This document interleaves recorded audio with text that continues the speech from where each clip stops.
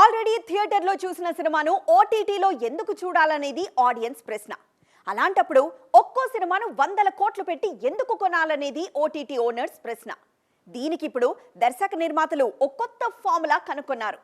OTT market పెంచుకోవడానికి makers follow అవుతున్న ఆ ఫార్ములా ఏంటో ఎక్స్క్లూజివ్ స్టోరీలో చూద్దాం. ఇదివరకు సినిమాలకు కలెక్షన్లు పెంచుకోవడానికి విడుదలైన 2-3 వారాల తర్వాత కొత్త సాంగ్ యాడ్ చేయడమో లేదంటే సీన్స్ కలపడమో చేసేవాళ్లు దర్శక నిర్మాతలు. గుర్తుందా?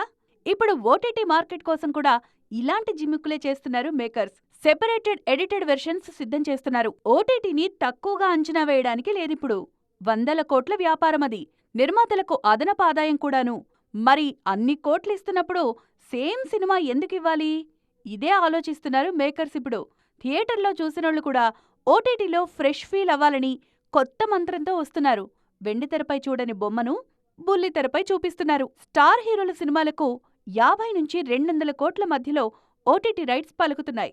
అందుకే థియేటర్లో చూసిన సినిమా కాకుండా ఓటీటీ కోసం కొత్త వర్షన్ ఇస్తున్నారు. జవాన్ సినిమాకు ఇదే చేశారు అట్లీ. థియేటర్లో లేని సీన్స్ ఓటీటీలో కలిపారు.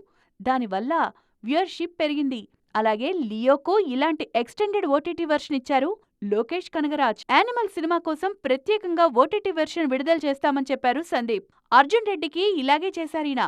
హనుమాన్ ఇంటర్నేషనల్ వెర్షన్ సైతం ఓటీటీలోకి త్వరలోనే రానుంది. మరికొన్ని సినిమాలకు ఇదే ఫార్ములా అప్లై చేయాలని చూస్తున్నారు మేకర్స్. దానివల్ల ఫ్రెష్ ఫీల్ కలుగుతుంది, డిజిటల్ మార్కెట్ మరింత పెరుగుతుందనేది వాళ్ళ ఆలోచన.